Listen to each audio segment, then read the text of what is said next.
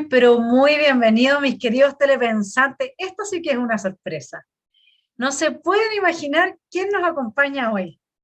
Ni más ni menos que Axel Kaiser. Yo remotamente lo conozco.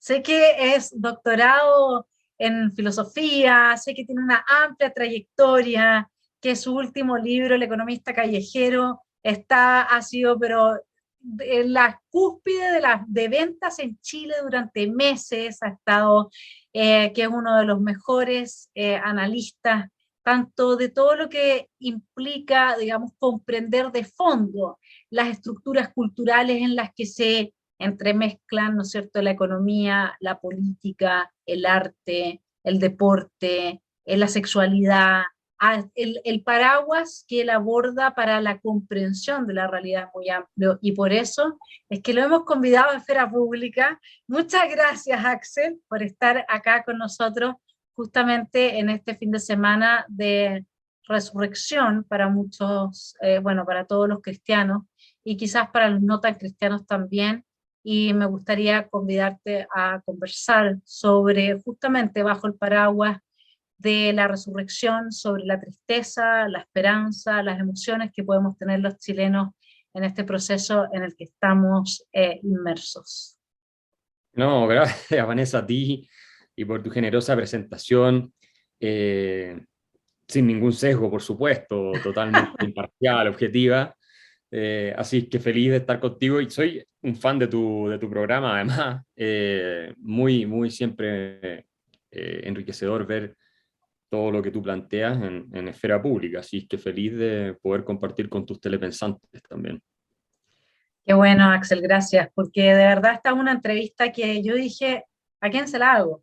Esa es la verdad, porque quería entrar en una profundidad que es muy complejo llevar, incluso a los intelectuales, porque pocos son los que están abiertos a revisar las premisas sobre las cuales están eh, construidos los aparatajes en los cuales nos movemos ideológicamente o teóricamente. Y lo primero que me gustaría conversar contigo, un tema que me quedó pendiente un poco en la conversación con Alberto Venegas Lynch, sobre nuestra concepción como liberales de lo que es el ser humano. Y te lo planteo porque uno ve una y otra vez que las personas buscan un pastor, buscan un líder, buscan alguien que les diga qué hacer.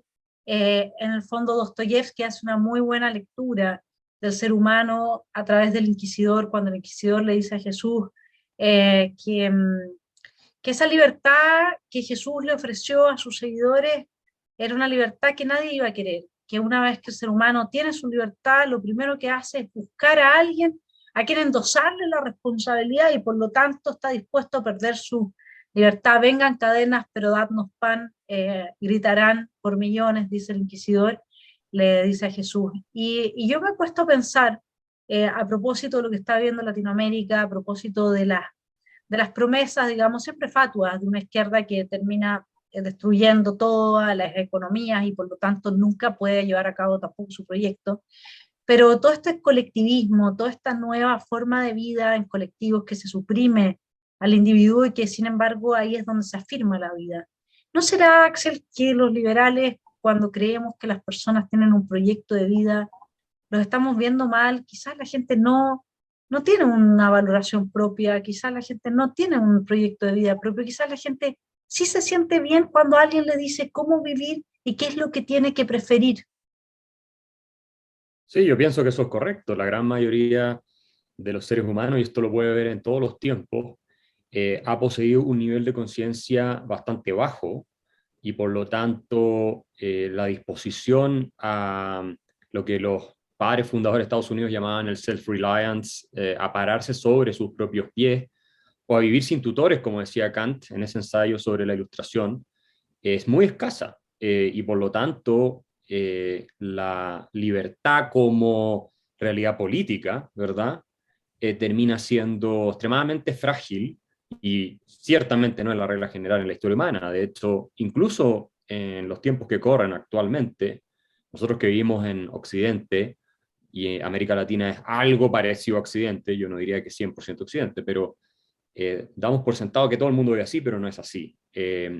Una de las cosas más chocantes de cuando tú conversas con gente que viene de China, por ejemplo, es que ellos consideran que nuestra forma de vida, donde no tienes un Estado que te esté diciendo cómo tienes que vivir, aunque hay bastante de eso también en nuestras sociedades, pero en el caso chino obviamente es más extremo, es una locura. Y que la democracia es una locura y que no tener una especie de eh, autoridad paternalista con un sistema de crédito social como lo tienen ellos, donde evalúan, ahora con toda esta inteligencia artificial, todo tu comportamiento, te van poniendo notas y tienes un color de acuerdo a tu desempeño como ciudadano, según tú cumplas o no lo que el régimen espera de ti en tanto conducta.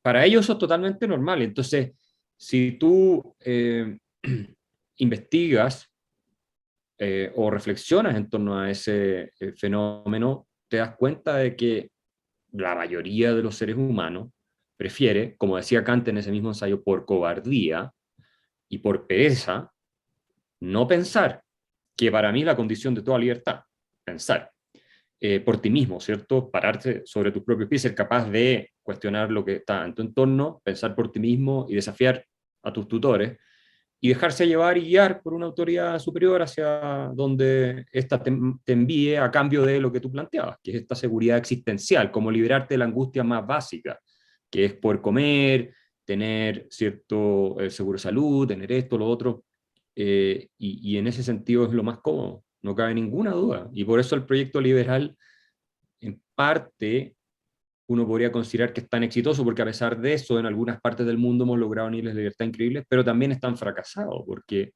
por un tiempo muy breve está siempre bajo esta amenaza de que va a extinguirse. Como decía Ronald Reagan, la libertad está siempre una generación de extinguirse, one generation away from extinction. Eso es lo que decía Reagan. Entonces nosotros lo que estamos peleando todo el tiempo. Y es un trabajo increíble. O sea, digamos que el estado natural de cosas no es la libertad. La libertad es algo que tenemos, lo que tenemos que luchar todos los días. Es como el estado físico. Tú te quedas sentado todo el tiempo y se te viene abajo. Entonces implica mucho trabajo. Sí, ahí tenemos también, yo creo, un problema eh, en lo que respecta a la forma que entendemos ha ido avanzando el neomarxismo, que en mi lectura es el abrazo del fascismo, que es otra forma de socialismo, pero que en algún momento se dividieron, fueron enemigos estos hermanos, ¿no es cierto?, de la misma raíz socialista, nacionalsocialista o socialista, y ahora se unieron. Y en lugar de hablar de nación, se habla de estos colectivos, pero eso ya Carl Schmitt también lo planteaba como una forma de mantener la política viva al interior de las naciones. Y entonces el colectivo pasa a ser como tu familia, ¿no? El colectivo pasa a reemplazar a tu familia. Y esa búsqueda de tu identidad a través de un colectivo, no es que, porque lo que me estoy preguntando permanentemente es qué pasa con nosotros, ¿no? O sea, creo que quizás evaluamos mal o no sabemos evaluar el conocimiento que lleva a los otros al éxito. Y me refiero específicamente, tú hablaste de la conciencia. Bueno, nosotros los liberales planteamos que la conciencia es de cada individuo y que parte de su experiencia, de su pensamiento y de su juicio y su opinión. Y por lo tanto, nosotros creemos en una conciencia individual. Los marxistas o todas aquellas teorías que tienen raigambre marxista, creen que la conciencia está dada por un otro. Por eso es que construyen esto, tu mujer, patriarcado, todo tu dolor es resultado de la existencia del hombre. Ah, eso era lo que me dolía tanto, eso es lo que provocaba. Entonces tú, si no estás de acuerdo con esta opresión del patriarcado, tienes que ser feminista. ¿Y qué es lo que ellos van haciendo? Van generando y creando conciencia en las personas, conciencia desde el exterior hacia el interior de la gente. Y eso es la clave del éxito de todos los colectivos y desde mi punto de vista de la cultura de la cancelación. Porque como yo soy esto, no puedes tocar mi yo. Yo me autopercibo de tal forma y formo parte de este grupo que también se autopercibe de esta manera. Ya no importa el conocimiento histórico, científico, Foucault borró todo eso, ¿no es cierto?, el mapa, y yo me siento de tal forma, pero ese sentirme de tal forma es una interpretación externa, es como lo que se hizo en Chile con el malestar que fluye en mucha gente que sale, ¿no es cierto?, a protestar para el 18 de octubre. Nadie salió con una pancarta diciendo que era una nueva constitución, eso no existió, sino que fue reinterpretado y se le dijo a la gente que por lo que había salido a protestar era por una nueva constitución. Pero eso no fue así. La gente salió por la delincuencia, por la falta de desarrollo económico, por la caída en la calidad de vida, por un estancamiento que estaba viviendo el país. Por eso salió la gente, por la corrupción, por los abusos, no por una constitución. Entonces, lo que hace la izquierda permanentemente frente al malestar que pueda tener cualquier ser humano, da lo mismo, incluso la culpa la usan mucho en ese sentido, y esa es la clave psíquica del éxito de toda esta cultura, digamos, de la cancelación, es reinterpretar tu sensación psíquica y crear una conciencia externa a la que tú adhieres luego. Nosotros como liberales, ¿qué hacemos frente a eso?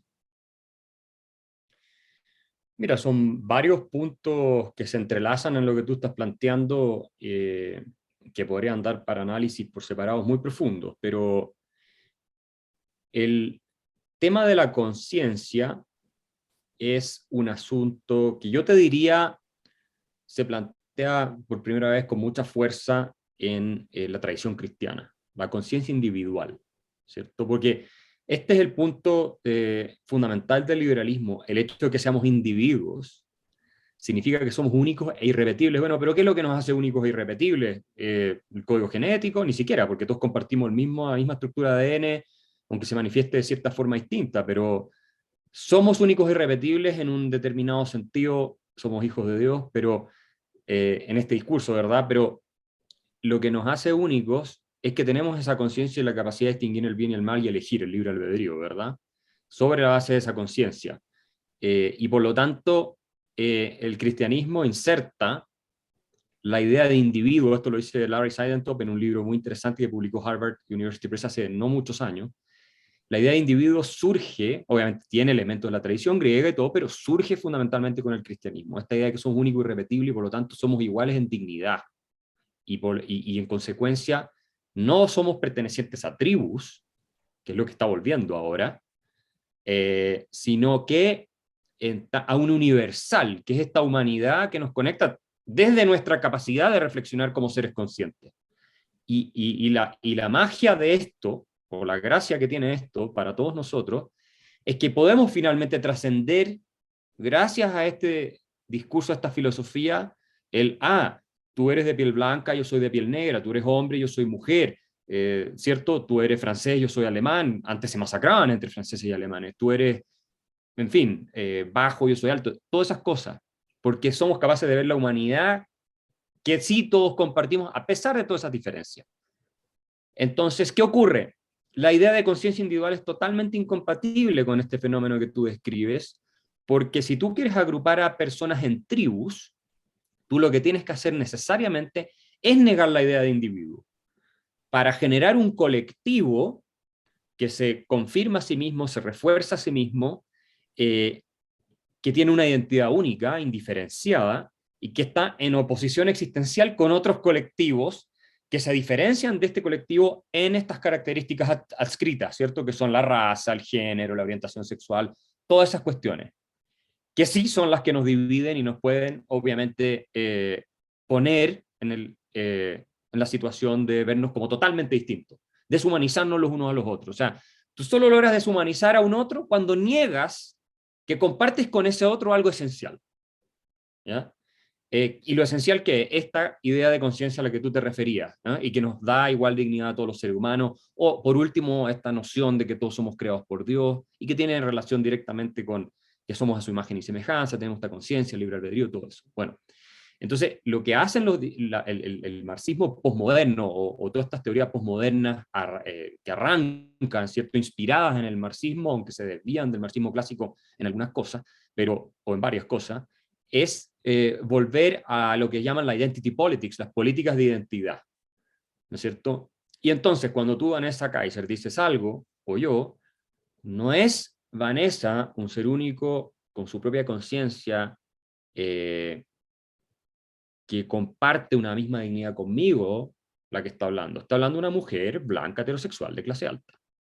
Y tú te reduces en este discurso a eso. Entonces, no es necesario oír tu opinión, porque en vista de que tú estás en esta categoría de mujer blanca, heterosexual, de clase alta, según ellos la describen, entonces perteneces a una tribu que tiene un cierto tipo de práctica o conciencia de tribu, donde no hay diferencia entre uno y otro, en ese sentido, y tienes una cierta posición en una jerarquía de dominación, de acuerdo a este discurso. Por lo tanto, te van a decir, ah, pero es obvio que tú no estás de acuerdo con, no sé, restribuir toda la riqueza de la gente rica porque tú eres una persona que pertenece a esa clase social, o es obvio que tú no estás de acuerdo con el tema de, no sé, enseñarle a los niños pequeños, ese kinder, la fluidez sexual y todas esas cosas, porque como tú eres heterosexual, entonces tú estás condicionada. Ahora, hay un escape para esto, Vanessa, te lo cuento, que es el siguiente. Si tú te iluminas como una conocedora que adhiere a las teorías postmodernas de estos neomarxistas tipo Foucault y toda esta gente, entonces vas a despertar y te vas a dar cuenta que si eres parte del problema y de la estructura de opresión, y en consecuencia vas a pensar exactamente lo mismo que ellos, te vas a convertir en una profeta de la nueva moral que ellos están, que es una antimoral en realidad, que ellos están difundiendo, y vas a hacer muestras de tu pureza en la medida en que reconoces tu pecado original, que es ¿cuál? El haber nacido una mujer blanca, heterosexual, de clase alta. Tú tienes la ventaja que eres mujer, pero si fuera hombre, como soy yo, ni siquiera puedo decir, bueno, estoy en el grupo de los oprimidos porque al menos soy mujer, entonces en una categoría he sido oprimida, ni siquiera eso. Y esto es algo que, mira, interesantemente yo ayer estaba leyendo este texto de Marx, La ideología alemana. Lo compré, estoy en México y había en una librería y dije hace tiempo que quería releerlo. Y él habla de la conciencia. Y él dice que la conciencia es el producto de la estructura, ¿cierto? De la estructura material de producción y finalmente los burgueses no pueden pensar distintos, son así y todos son así, salvo ellos, los iluminados marxistas que conocen el método, entonces ellos pueden mostrarle a todos los demás. Y si tú no estás de acuerdo con ellos, tienen una respuesta automática para desacreditarte, que es que, bueno, tú contestas lo que contestas y los criticas porque finalmente tu conciencia está determinada por las estructuras de producción como burgués y por supuesto no puedes estar de acuerdo con ellos, salvo que te ilumines y pienses exactamente igual que ellos. Entonces, el mismo aparato, y esto lo estás viendo hoy día, teórico que tienen, cualquier crítica que se les formule, ya en ese aparato teórico que han desarrollado, hay una respuesta para interpretarla como una confirmación de lo que ellos ya están diciendo.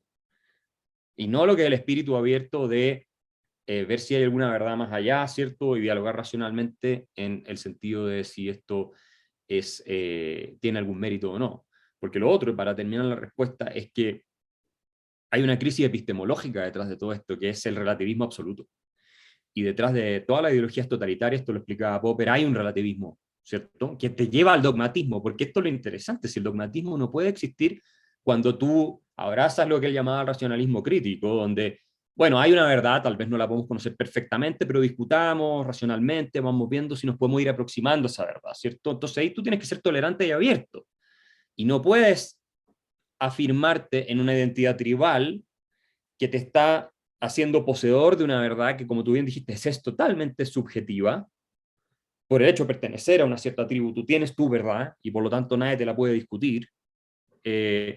No, tú cuando abrazas la idea de que existe una verdad, entonces tienes que romper ese tribalismo, sí o sí, y abandonar los dogmas y empezar a discutir con otros de otro color de piel, de otro, porque todos pueden llegar a aportar algún argumento que te acerque a la verdad. Entonces, esta crisis, este relativismo, que después expresado en el máximo subjetivismo, la de construcción de todo, no hay diferencia entre hombres y mujeres, porque todos son narrativas de poder, ¿cierto? No hay diferencias ni biológicas. Hay gente que llega a decir que hasta la ciencia física es nada más que una narrativa construida por el hombre blanco heterosexual occidental para dominar a los demás grupos, y que no existe ninguna diferencia jerárquica, porque obviamente esto busca destruir todas esas jerarquías, entre el conocimiento que tenían de los astros, no sé, los pueblos originarios de alguna parte del mundo respecto a lo que han aportado los astrofísicos occidentales en los últimos 100 años.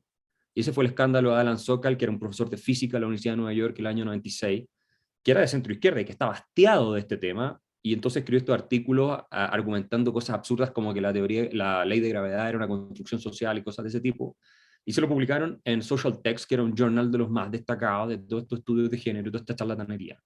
Lamentablemente esa charlatanería hoy día se ha convertido en cultura, y estamos viendo una desintegración del orden en el que estamos viviendo, precisamente por ese hipersubjetivismo, la crisis epistemológica y el retorno al tribalismo. Sí, yo estoy de acuerdo. La pregunta para mí es, a ver, ellos ofrecen que te regalan un pasaporte con una identidad. Tú eres víctima de tal. Más encima, en tu condición de víctima, en suma, no eres responsable de nada. Y el que es víctima y se autopercibe, usemos el lenguaje adecuado, víctima, víctime, esa Sí. persona automáticamente pasa a ser buena. O sea, esto es como que la falacia que está instalada, es que si tú eres víctima, por ejemplo, del patriarcado, luego tú no puedes ser victimario de tus hijos. Tú no puedes asesinar. A ti, dado que tú eres víctima, eso es como una santidad. En la categoría de víctima te eleva al nivel de un santo, es decir, de una persona intocable, de una persona sin fragilidades, sin falencias, sin defectos y sin capacidad para hacer el mal. Y por eso es que todos quieren ser parte de un grupo de víctimas. Ese es el tema. El tema es que la gente donde ve a una mujer que ha sido maltratada, por ejemplo, o donde ve a una persona de minoría sexual maltratada, a esa persona de minoría sexual no le dice, bueno, ok, pero eso no justifica que trates mal a tu madre. Eso no justifica que te estafes a tu amigo. Eso no justifica que le pegues a tu sobrino. ¿Sí? Entonces, de alguna manera, toda esta gente tiene una fuerza interior para defender lo que está defendiendo tan grande porque de ello depende su sobrevivencia. A la hora Claro. que tú les quitas eso, no saben en qué pararse. Y ese piso, ese fundamento, a la estabilidad psíquica de personas muy inestables y muy frágiles psíquicamente, se los ha podido dar la izquierda neomarxista, neofascista que ha resurgido con tanta fuerza a principios del siglo XXI. Nosotros, en cambio, y este es mi punto, para que empecemos a pensar más profundamente desde la psicopolítica, porque yo creo que hoy día ahí es donde se juega la verdadera cancha, en el sistema límbico, en la psicopolítica, ahí es donde tenemos que entrar, y por eso para mí Nietzsche es tan importante, porque es el que hace este diagnóstico del último hombre, de cuando psíquicamente ya no somos capaces de hacernos de nosotros mismos, y de ahí el curso que quiero dictar. Bueno, el tema es que quienes les están dando la base psíquica ya no es ni siquiera la alimentación, porque al principio el inquisidor parte con eso, diciendo, las cadenas, pero dadnos pan, y después dice, después ni siquiera van a pedir el pan, porque hay algo que el ser humano, el hombre en ese caso, necesita más aún, que es este misterio que se le entrega y que resuelve todas sus problemáticas internas.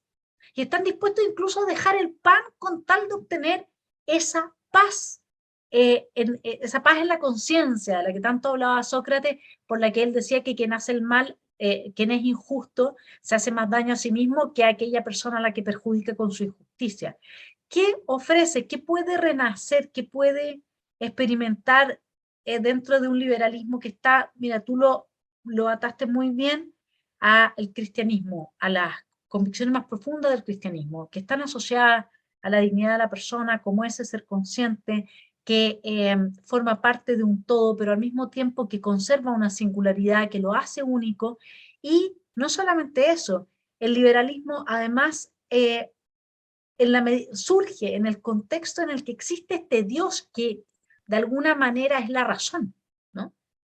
Entonces nosotros hoy día, la razón, hoy día, si tú lo ves, está al servicio de la Escuela de Frankfurt, está al servicio de Foucault, está al servicio de Derrida, de gente de como Deleuze y Guattari que son desquiciados, y eso es lo que se enseña. ¿Qué hacemos nosotros? ¿Qué podemos revivir nosotros de los fundamentos del liberalismo para sanar esta situación psíquica, lo estoy diciendo en términos nietzscheanos, que nos enfrenta al último hombre y que la izquierda ha sabido aprovechar también?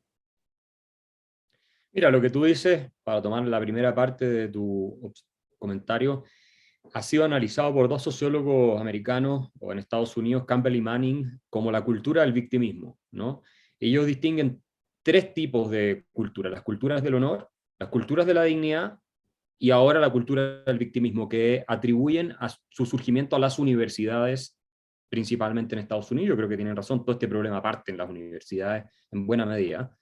Y entonces, ¿qué ocurre? Que en las culturas del honor tú tenías esta idea, ¿cierto?, de que tú debías tomar justicia por propia mano. Digamos, si alguien mataba a un hermano mío, lo honorable de hacer era vengarlo y tomar mano por, digamos, por mano propia la justicia y matar al hermano del otro. En fin, se producían esos círculos viciosos. Las culturas de la dignidad son aquellas en las cuales nosotros creamos reglas de igual aplicación para todos y dejamos que un tercero imparcial resuelva, básicamente.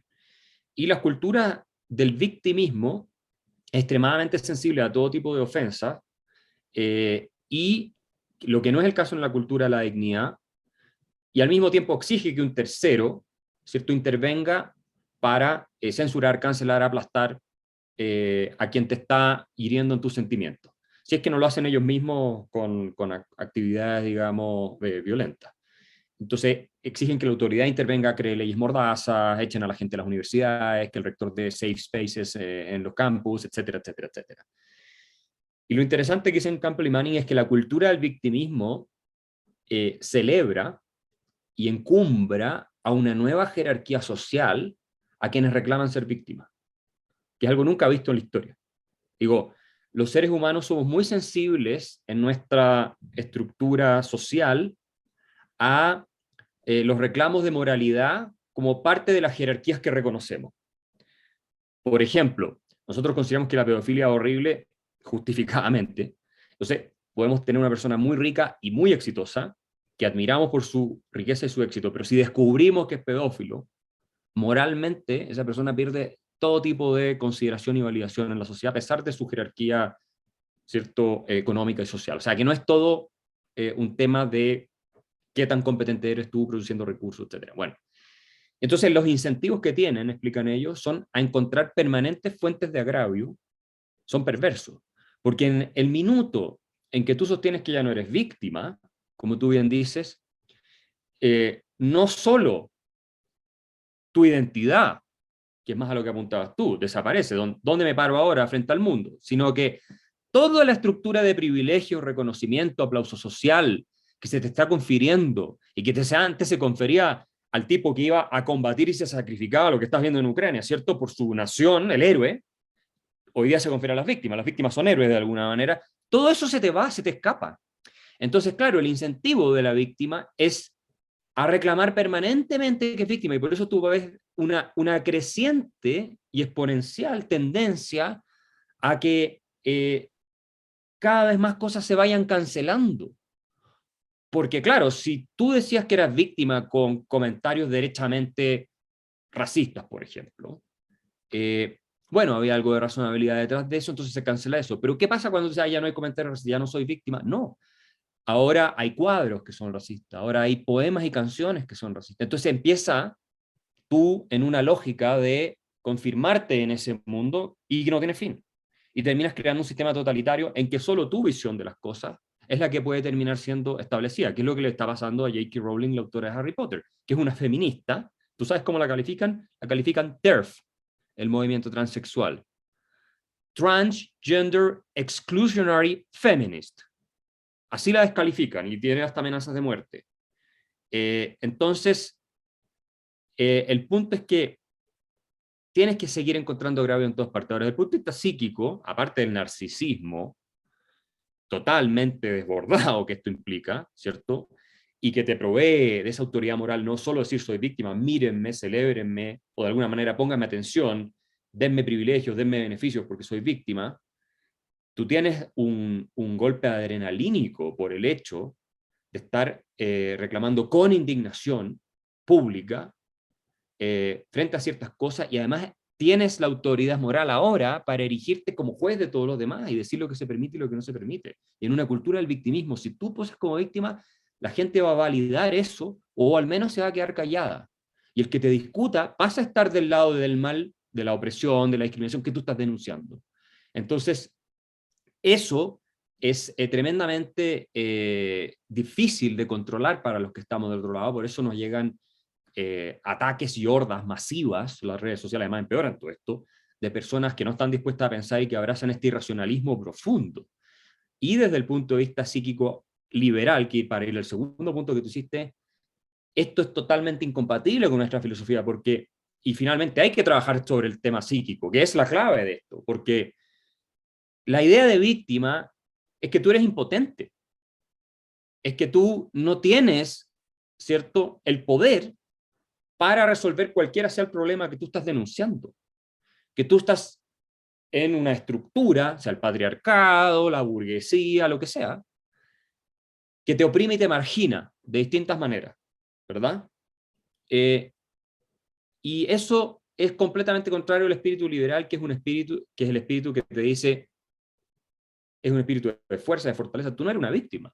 Tú te puedes parar sobre tus propios pies, tú puedes salir adelante, tienes que tener fe en ti mismo. Si lo más grave de todo este discurso es que hacen a la gente perder completamente la fe que tienen en ellos mismos, su sentido de autoestima, de valor propio.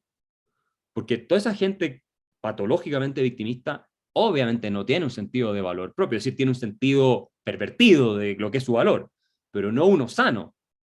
Y en cambio nosotros, finalmente con la filosofía liberal, en última instancia estamos predicando el amor por ti mismo, el quiérete a ti mismo, valórate y reconoce cuáles son tus capacidades objetivas, ¿cierto?, de salir adelante, tu fortaleza, y ama al prójimo como a ti mismo, es parte del discurso liberal, por eso nosotros defendemos tanto el orden espontáneo, porque tenemos fe en que los seres humanos van a colaborar, van a surgir asociaciones de la sociedad civil que saquen adelante a los que están sufriendo, que se preocupen por los demás, filantropía y todas esas cosas, históricamente además está demostrado.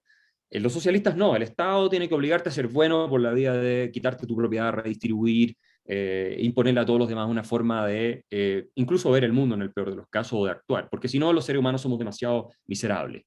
Y nosotros no creemos eso. Entonces, si tú tienes una generación, y es el problema, esto es un problema sobre todo de las generaciones más jóvenes que ha ido infectando al resto, tú tienes una generación que está deconstruida, donde además podemos entrar en cómo se ha destruido la feminidad, la masculinidad, todo eso, y en una crisis psíquica, que además han empeorado las redes sociales, y los informes que se han filtrado de Facebook con la whistleblower, la Frances Hogan, que testificó hace poco en el Congreso de Estados Unidos, te muestran cómo las redes sociales están desatando no solo el narcisismo, sino la depresión, la tasa de suicidio en gente joven, especialmente mujeres, les ha afectado mucho el Instagram, todo eso.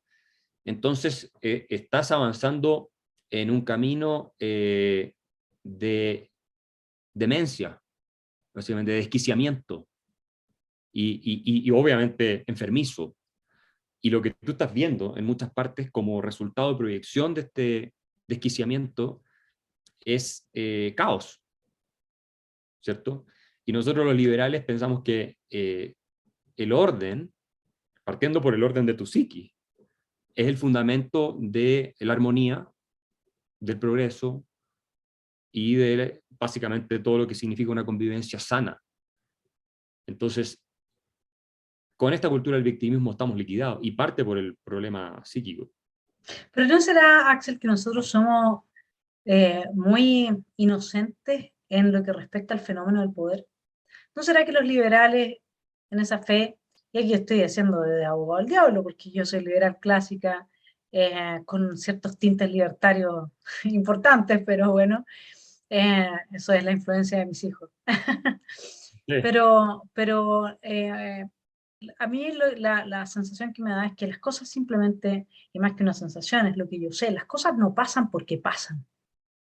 La izquierda trabaja, cada cosa que hace la trabaja, y eso nosotros lo sabemos. La izquierda tiene detrás de, no importa si es que no tiene nada que ver, pero está pensando dónde va a poner el lápiz y eso contribuye o no contribuye a su objetivo final, que es la creación de este nuevo hombre que está tal cual, como tú lo dices, es un desquiciado. El modelo uno lo encuentra en el Antiedipo de Deleuze y Guattari, que por lo demás están detrás de la ESI. Guattari estuvo en Chile también, en la Diego Portales. Esa es otra pregunta, ¿qué hacen los apoderados hoy día, ¿no es cierto? ¿Mandar a los hijos a la universidad en esas condiciones? O sea, a ver, los padres que hoy día tienen que pagar universidades, ¿van a entregar a sus hijos a este tipo de brainwash, de adoctrinamiento del que salen todos después absolutamente trastocados y desquiciados? Porque eso es lo que está pasando hoy día prácticamente en todas las universidades del país, con mayor intensidad en algunas, con menor intensidad en otras, pero no hay ninguna defensa, no hay nada que se pueda hacer. Somos totalmente inocentes frente al fenómeno del poder y por eso es que estamos en una situación de asfixia como la que nos encontramos. ¿Sabes? A mí lo que me preocupa de la evolución que estamos viviendo hoy es que como se basa en un proceso deconstructivo, ¿cierto? De relativismo absoluto, mucho más de lo que plantearon incluso los marxistas, que tenían más o menos un plan claro de esta es la dictadura del proletariado. Después, Marx nunca explicó cómo se hacía la transición al paraíso, pero por lo menos eso lo tenían claro. Tú estás viendo una situación en la cual el mundo se va a parecer cada vez más, si seguimos por este camino, la película El Joker. Yo no sé si tú la viste, pero me parece que representa muy bien eh, el espíritu, el zeitgeist que tenemos hoy en día, el espíritu de la época. Y, y eso tiene una cuestión que es bastante aterradora por un lado, y por otro lado una que sirve de consuelo. Primero, se terminan matando entre ellos en una lucha fratricida. O sea, hoy día tú tienes a las feministas de izquierda en una lucha terrible contra el movimiento trans. Tienes parte del movimiento gay en contra del movimiento trans. Porque, ¿qué pasa? Que esto se empieza a desintegrar en grupos cada vez más pequeños. Y el tribalismo tiende, ¿cierto?, a la metástasis. En el caso de los marxistas era más simple, porque era, mira, proletariado y burguesía. Listo, y era como dos grupos en antagonismo, con la misma lógica tribal y todo, y unos van a derrocar a otros. Y era más fácil identificarte.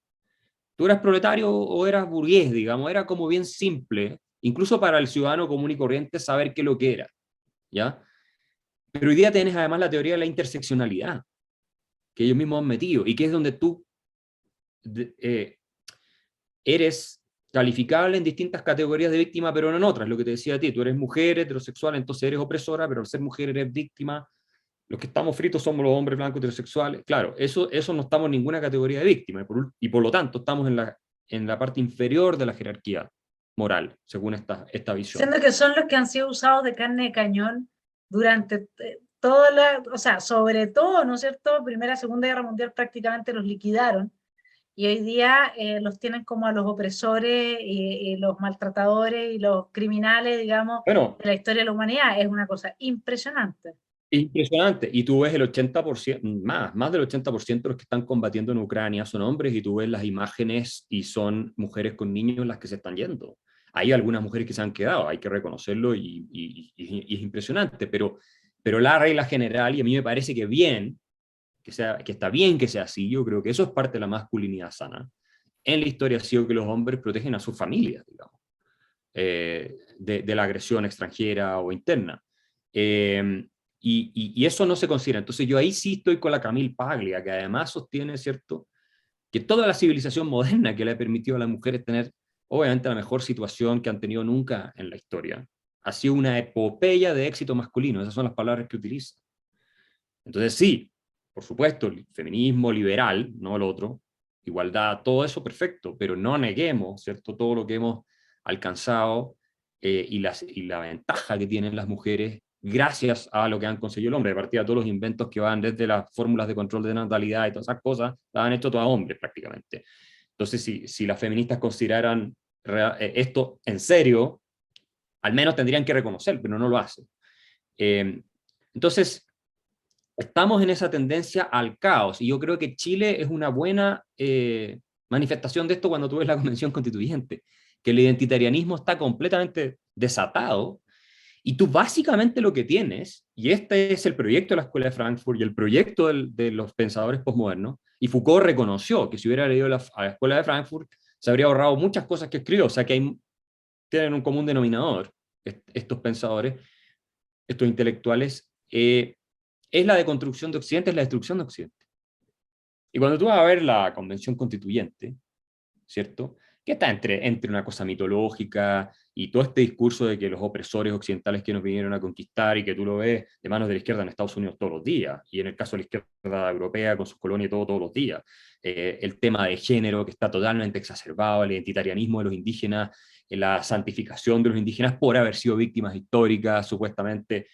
Todo eso se ve concentrado ahí. Entonces es un experimento muy interesante de observar, yo creo, para el mundo, lo que está pasando en la Convención Constituyente chilena, desde el punto de vista de el caos. Y yo te digo una cosa, si se llega a aprobar ese tipo de constitución, vamos a ver, Chile va a descender en el caos, en la oscuridad, como tú dijiste. ¿Y cómo sales de ahí? El problema es que cuando tú entras al caos, es cuando tú tienes los baños de sangre más formidables de todo, porque tú destruyes todos los diques de convivencia civilizada posible. Y con lógicas tribales terminas efectivamente del enfrentamiento discursivo al enfrentamiento físico de unos con otros. Es inevitable. Y lo único que te resuelve ese problema es finalmente una autoridad que sea capaz de imponer el orden a sablazo. Por eso es tan peligroso todo lo que estamos viviendo. Y en Estados Unidos, la polarización que está creciendo, a propósito de las universidades que tú mencionabas, ahora se están creando nuevas universidades por parte de gente que dice nuestras universidades están perdidas por el mismo fenómeno que tú describiste en Chile, y por lo tanto, para que no se adoctrinen y además les enseñen puras cosas inútiles, porque no tienen valor de mercado. Hoy día en ciencias sociales, historia, humanidad, no te enseñan prácticamente nada con valor de mercado real, y las ciencias están cada vez más infectadas también. Vamos a crear otras universidades. Ejemplo, la University of Texas Austin, que no confundir con la University of Austin, que es otra que existe hace mucho tiempo. No, esta la crean Joe Lonsdale, es uno de los principales financistas, un emprendedor tech de Silicon Valley, una persona con mucho éxito económico. Está involucrado Neil Ferguson, está involucrada la Barry Weiss, que era una editora de New York Times que renunció generando gran escándalo en Estados Unidos porque dijo el New York Times está completamente perdido de manos de las hordas fanáticas de esta izquierda recalcitrante identitaria, y ella siendo de centro izquierda, renunció, y estaba metido Steven Pinker, ahora se salió, pero estaba metido Steven Pinker. O sea, hay un montón de personajes que están involucrados. Entonces el diagnóstico de ellos es, y yo pienso que es correcto, está perdida la academia de las mejores universidades, Harvard, Princeton, todo está perdido.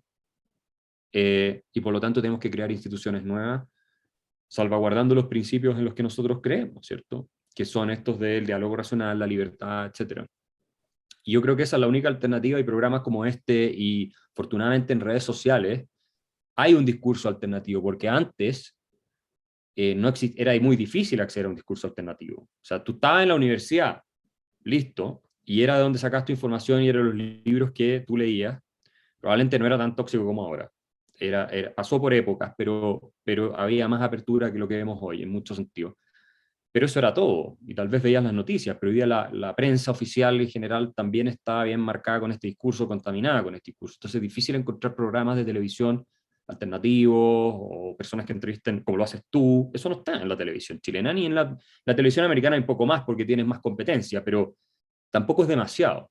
Pero sí puedes entrar a un video de YouTube y puedes ver esta entrevista, o puedes ver a Jordan Peterson, o puedes ver a Jonathan Haidt criticando cómo se ha ido perdiendo las universidades hacia el activismo político, renunciando a la búsqueda de la verdad y lo que debería ser la apertura de la discusión, ¿cierto?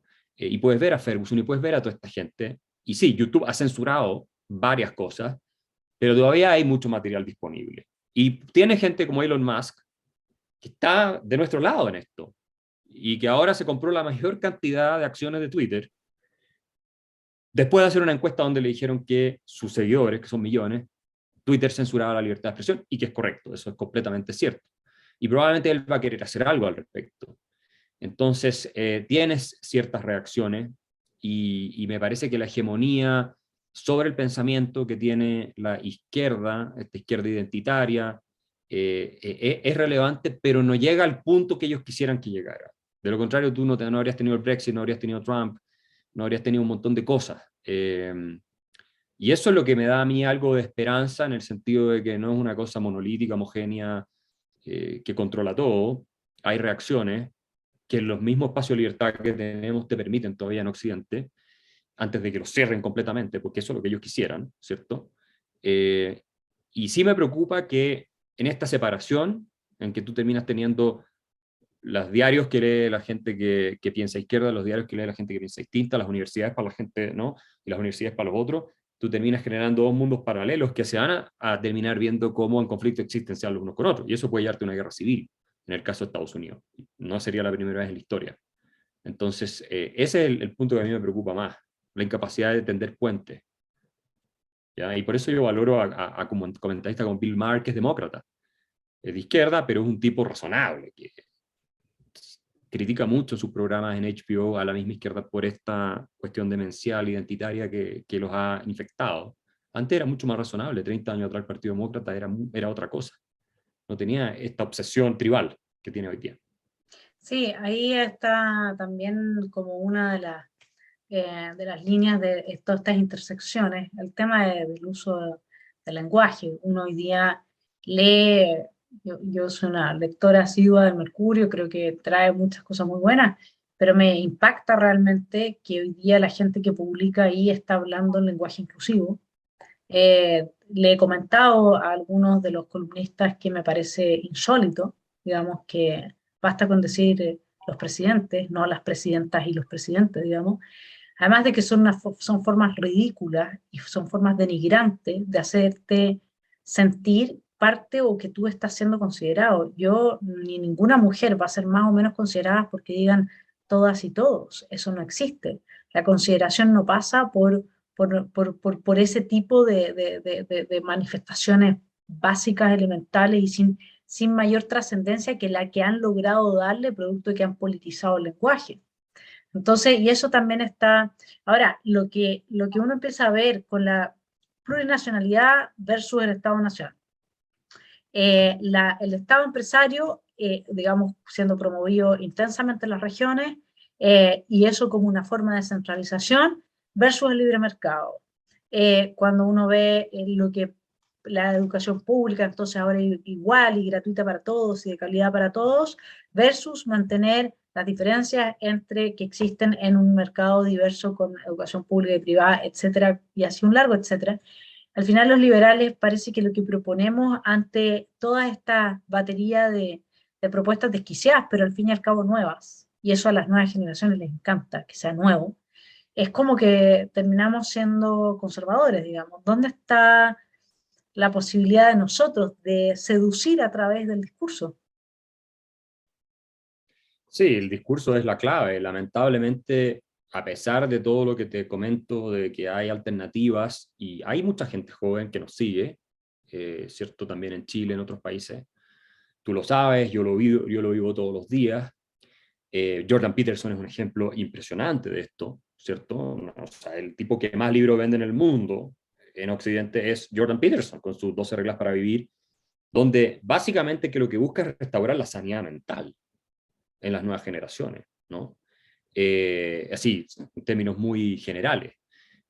Y eh, estas ideas que ellos plantean, que suenan nuevas, no tienen nada de nuevas, esa es la verdad, ¿no?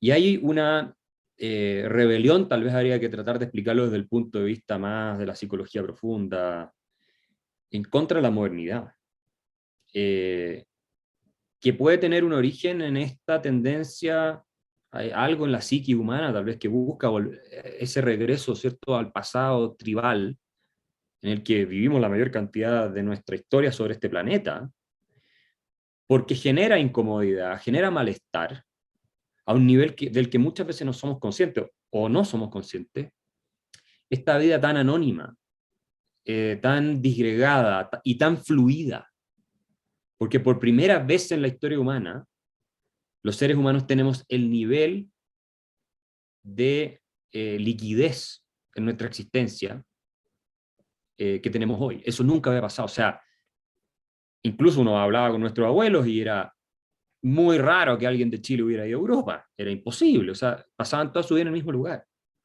Y hoy día viajamos por todos lados, todos, a los 16 años te fuiste a intercambio no sé dónde, después todo el mundo sale, cambias de trabajo de un lugar a otro, desintegras tus comunidades afectivas porque te vas a vivir a otro lugar buscando un mejor empleo, que ese a mí me parece un problema en sí mismo. La transformación tecnológica, que tiene muchas cosas positivas, pero también destruye las formas tradicionales de relacionarnos los unos con los otros. La mejor evidencia de esto son las redes sociales, que yo pienso que tienen efectos positivos, pero tienen muchos que son nefastos, y magnifican algunas tendencias que son muy oscuras de la naturaleza humana. Esto lo retrata la serie Black Mirror perfectamente, la de Netflix, ¿ya? Y tú lo estás viendo en Instagram, ¿no es cierto? El alza de suicidio entre las niñas jóvenes, etcétera. Porque ¿qué ocurre? Tú ya no tienes la contención afectiva en el mundo de hoy, y la crisis de soledad que se está empezando a dar también no tiene presente en la historia humana. O sea, sí, tenías guerras, tenías hambrunas, tenías procesos horribles, la peste negra, todos donde morían porcentajes 30, 40% de la población, de acuerdo. Pero de alguna manera no morías solo, digamos. Es espantoso, yo no volvería a esa época, pero hoy día lo que te está pasando, y es un problema para políticas públicas en el mundo desarrollado, es que la gente está muriendo sola y se está quedando sola. Y no es que muera sola, estaban acompañados y el día que murieron, murieron solos. No, pasan los últimos años, algunas veces décadas de su vida completamente solas. Hay que pensar sobre este tema, ¿ya? Eso no tiene precedente en la historia humana. Hay un enorme porcentaje de mujeres. Yo leí la estadística el otro día que va a llegar en un par de décadas a superar el 50-60% de mujeres a los 40 años que no va a tener hijos. Nunca en la historia ocurrió eso. No solamente tienes ese fenómeno, hoy día el 60% casi de la gente que está yendo a universidades y está obteniendo licenciatura en Estados Unidos, pero en Europa es parecido, el porcentaje un poquito más bajo, el promedio, son mujeres. Y los hombres se están quedando atrás completamente. Y lo que estamos viendo en la evidencia, esto lo dice mucho Peterson, es que, claro, a las mujeres ahora les cuesta encontrar parejas que estén al nivel. Entonces, además de todo lo que hemos conversado, se suma este factor. Entonces, tenemos una serie de desafíos impresionantes que de pronto uno puede entender, sin compartir, que haya una parte que busca regresar, ¿cierto?, a un estadio más primitivo de cosas, y especialmente cuando tú analizas la juventud hoy. En general son familias que ya no existe la familia extendida. O sea, tú eres hijo único, a lo más tienes un hermano, con suerte tienes primo. En América Latina hay más, pero incluso eso ha ido cambiando mucho. Tú ves la natalidad en Chile y en muchos países de América Latina, y está apenas en tasa de reemplazo, o menos. Entonces, después, los padres están ausentes. O sea, gran parte del problema de Chile, y esto lo analizaba alguien en el Mercurio un tiempo atrás, tiene que ver con gente joven, hombres jóvenes, que carecen de referente masculino, o sea, son muchas veces criados por madres solas, por las razones que sean, y que son ninis, ni estudian ni trabajan, ¿ya? Entonces no tienen tampoco una fuente de sentido en su vida ni nada que les... Después tienes toda la desintegración en nuestra región de la Iglesia Católica, como una fuente de sentido por un lado, pero también de comunidad. Claro, han ido creciendo los evangélicos, eso también es cierto, pero hay un entremedio, un porcentaje de gente que queda sin nada. Entonces, ¿qué alternativa te ofrece una fuente de sentido y comunidad? El feminismo radical, el ambientalismo desquiciado, todas esas cosas son al final como religiones seculares, porque la gente, nosotros los seres humanos, necesitamos tener alguna fuente de sentido y sentirnos acompañados en algo, en alguna causa, ¿ya? Entonces, sí, este instinto que hemos tenido los seres humanos de volver a algún pasado primitivo que además idealizamos como si hubiera sido una época dorada, este utopismo siempre ha estado, y lo viste en las ideologías totalitarias del siglo XX. Yo creo que hoy se agregan factores adicionales que terminan por enfermarnos más. Y ahí sí creo que no tenemos respuestas satisfactorias, y los liberales sí podemos aprender de los conservadores, porque me parece que ellos tienen mejores respuestas para estas preguntas. Entonces, a mí no me gusta encasillarme en esta definición, eres liberal, por lo tanto tienes prohibido pensar más allá de esto. No, pues sí, finalmente el espíritu fundamental del liberalismo es pensar. No es pensar tal cosa, es pensar, ¿cierto? Entonces, si hay elementos o aportes que tú puedes rescatar de otras posiciones o reflexiones en filosofía, Roger Scruton, por ejemplo, me parece un autor que todo liberal debiera leer, para conocerlo por lo menos, falleció hace poco. Bueno, y lo mejor es que no necesitas tampoco abrazar principios, digamos, de derecho natural tipo Santo Tomás, que me parece que todos los liberales deberían leer también, porque es un pensador genial. No, léete Jonathan Haidt, que es un psicólogo social evolutivo y cómo te explica la importancia de las religiones, cómo te explica la importancia de la meditación, cómo te explica la importancia de las comunidades afectivas, basado en una serie de estudios, digamos, que están dándole la razón en estas cosas a los conservadores, la relevancia de la familia, ¿cierto? Eh, entonces, ni siquiera tienes que volverte, ahora soy conservador, me van a poner esa etiqueta, no, es cosa de mirar la ciencia, lo que te está diciendo la psicología evolutiva, lo que los seres humanos necesitamos, está bastante claro. Ahí voy a aprovechar de recomendar un libro para tus telepensantes que se llama The Happiness Hypothesis, la hipótesis de la felicidad, donde lo que hace Jonathan Haidt es combinar la filosofía desde la antigüedad hasta ahora, digamos, el conocimiento que aportaron filósofos como Nietzsche, pero Séneca, Cicerón, muchos otros, con qué es lo que está diciendo la ciencia de hoy. Entonces él va haciendo, mira, hasta acá la ciencia le está dando la razón a Marco Aurelio, por ejemplo. Hasta acá Marco Aurelio parece no haber tenido razón, pero sí parece haber tenido razón Aristóteles. Entonces, es muy entretenido el libro porque combina las dos herramientas, y no es estos científicos que a mí me ha tocado discutir con muchos, sí, de primer nivel mundial, que, no, todo eso es inútil, no sirve para nada, lo único que importa es la ciencia y el método científico nada más.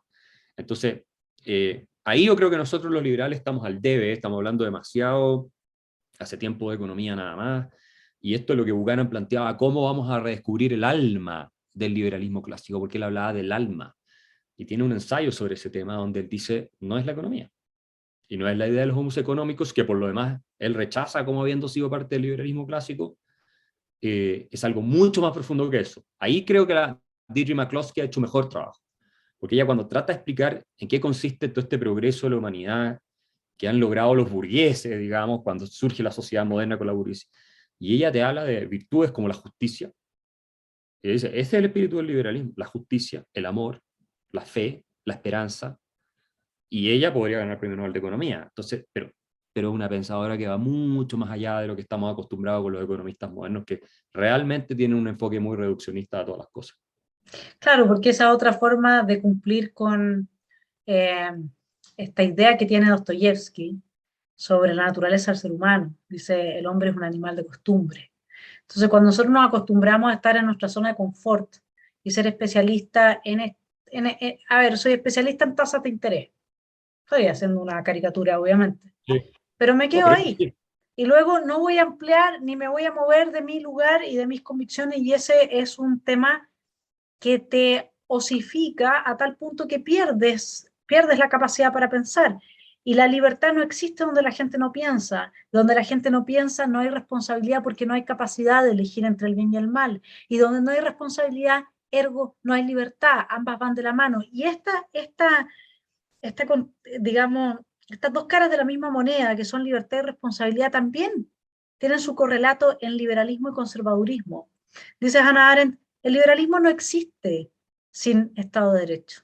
No existe la libertad sin orden. No existe la Claro. libertad sin instituciones que se conserven.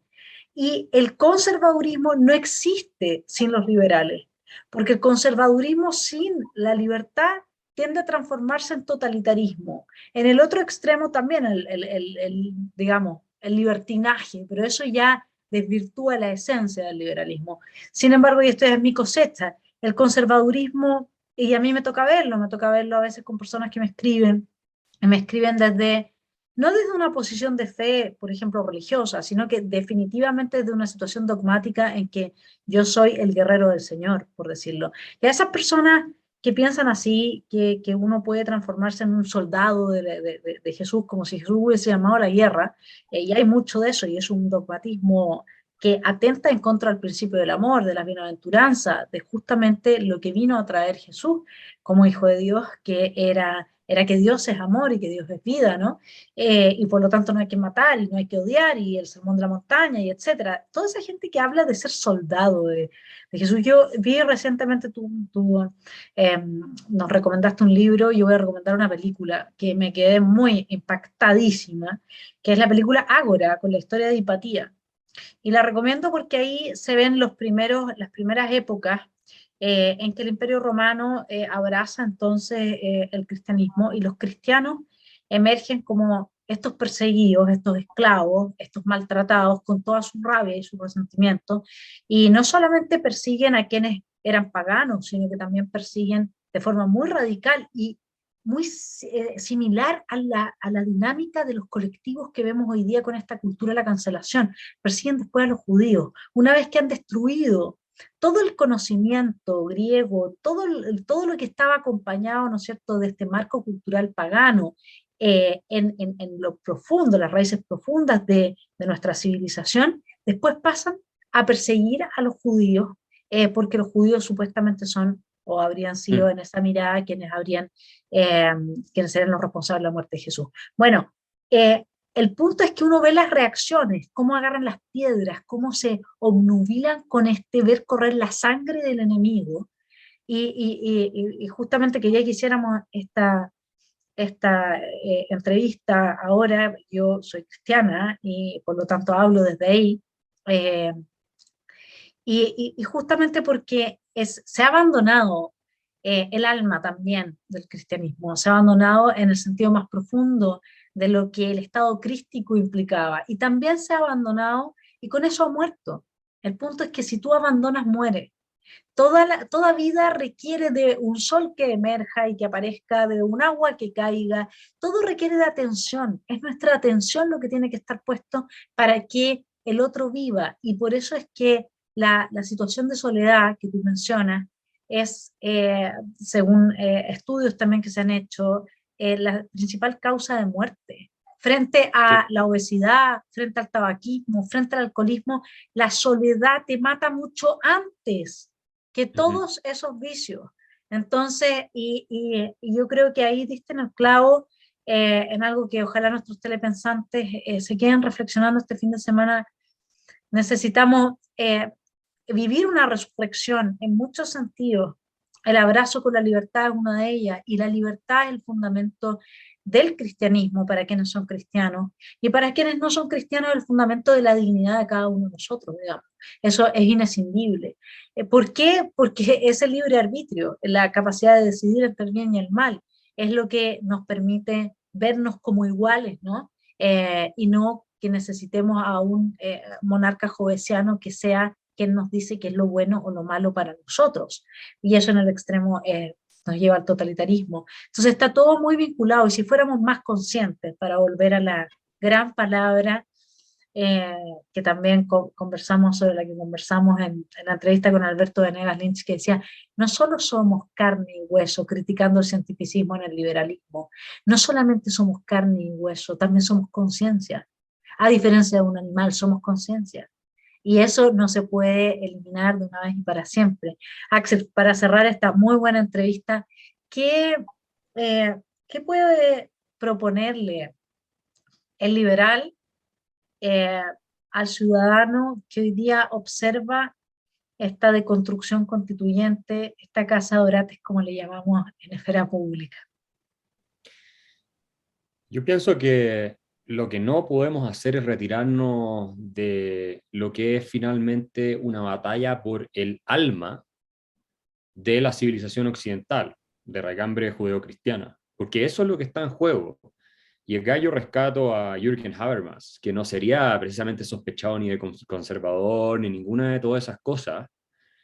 Y él tiene una reflexión donde dice que efectivamente no existe alternativa a la idea eh, que ha montado Occidente sobre la base de esta tradición judeo-cristiana occidental, y que por lo tanto no podemos darnos el lujo de abandonarla. Yo creo que no hay alternativa. Entonces, la invitación y el desafío es a dar esta lucha eh, por preservar, ¿cierto?, este espíritu, esta alma tal vez el concepto más exacto de la civilización occidental, que la definen las humanidades. El alma de toda civilización se cristaliza en sus humanidades, básicamente en su filosofía, en su arte, en su literatura, pero que obviamente tiene expresiones también después en la ciencia, en todo eso. Y que se enfrenten al avance de la oscuridad, porque esto es realmente un riesgo, el que entremos, como dijo Scruton poco antes de morir, en una nueva era de oscuridad. Y en ese sentido, no tenemos más alternativa que hacer todo lo que podamos y que esté a nuestro alcance para que la luz predomine y no se termine por extinguir. Porque hemos visto lo que eso produce en la historia y nadie quiere pasar por esa experiencia. Es el poco espacio que nos queda para vivir nuestro tipo de vida. Yo sé que los telepensantes, que la gente, la muchísima gente que te sigue a ti, es lo que aprecia, su posibilidad de expresar su opinión, de reflexionar con otros, de abrirse a nuevas perspectivas, todo eso que se clausura y se cierra en un mundo bajo el oscurantismo en que hay que más o menos que armar grupos en las catacumbas para poderse juntar a conversar sobre algo, digamos, porque si no persiguen a todos. Y curiosamente empezamos a ver cada vez más síntomas en Chile, que como tú bien dices, puede ser observado, yo lo hago, de hecho. Tú sabes que Netflix va a hacer un documental ahora sobre la gran experiencia de Chile con la constituyente. Tú sabes qué es lo que van a hacer con eso, es decirle a toda Europa que pueden hacer exactamente el mismo proceso para globalizar el modelo chileno y destruir el Estado-Nación, si es que no hay otra, no hay otra forma de entender, de entender ese, y entonces vamos a hacer, somos la luz para los ucranianos, ¿ah? Para los rusos también, somos la luz, nosotros somos la luz. Sí, es impresionante lo que logra esta gente. Así que el llamado a dar esa lucha también es el llamado a apoyar económicamente las iniciativas que puedan cambiar esta cerrazón cada vez mayor y clausura cada vez mayor respecto de las diversas perspectivas y no, si no vamos a terminar todo, pero no en la forma de una piñata, como terminó pobre Renato Garín con la familia Atria Robespierre, sino que vamos a terminar siendo apaleados de verdad, porque así se empieza. Ese nada más, sí, ¿cuál hubiese sido la diferencia de que hubiese estado? Esa es la pregunta, ¿cuál hubiese sido la diferencia de que él hubiese estado hoy en carne y hueso para esa gente? A mí no me queda claro que en ese caso no hubieran agarrado el palo y no lo hubieran dado con el palo o con lo que tuvieran en la mano. Entonces creo que si no, realmente la gente no reacciona y estamos a tiempo todavía, estamos a tiempo, eso es lo bueno. Todos lo vamos a pasar muy mal, todos, da lo mismo donde vivamos porque este es un fenómeno que está en todas partes. Así es que hay que estar en los colegios y hay que ponerle límite a los profesores en las universidades, hay que preguntarle a los hijos, ¿qué estás estudiando? ¿Qué te enseñan hoy día? ¿Quién es este profesor? A ver, déjame ver sus publicaciones. Y en el caso que sea una persona que adoctrina, hay que ir y pedir al rector. Y mientras más problemas, más conflictos, que así lo lograron ellos. Ellos lo lograron insertando conflicto en todas partes. Y entonces los genuflexos, como siempre, no quieren conflicto, no importa, le damos entonces la cátedra, sacamos a este profesor, le entregamos esto. Ahora hay que hacer conflicto de vuelta, cada cosa, cada detalle, cada nimiedad. Entonces los señores de Starbucks decidieron apoyar, digamos, a la gente de la primera línea. No me tomo más un Starbucks. Todas esas cosas que son pequeñas rebeliones, digamos, al estilo Foucaultiano, si uno quiere, pero usarlo ahora a favor de la libertad es a lo que uno tiene que estar llamado y también apoyar iniciativas como las que tienes tú en tu canal, este canal y todas las iniciativas de canales que les aporten a quienes están buscando otro tipo de respuesta y buscando otro tipo de perspectiva. Axel, gracias por estar en la esfera pública, te mando un abrazo grande y seguimos conversando de todas maneras en adelante. Gracias a ti por esta entretenida conversación, nos veremos seguro más adelante.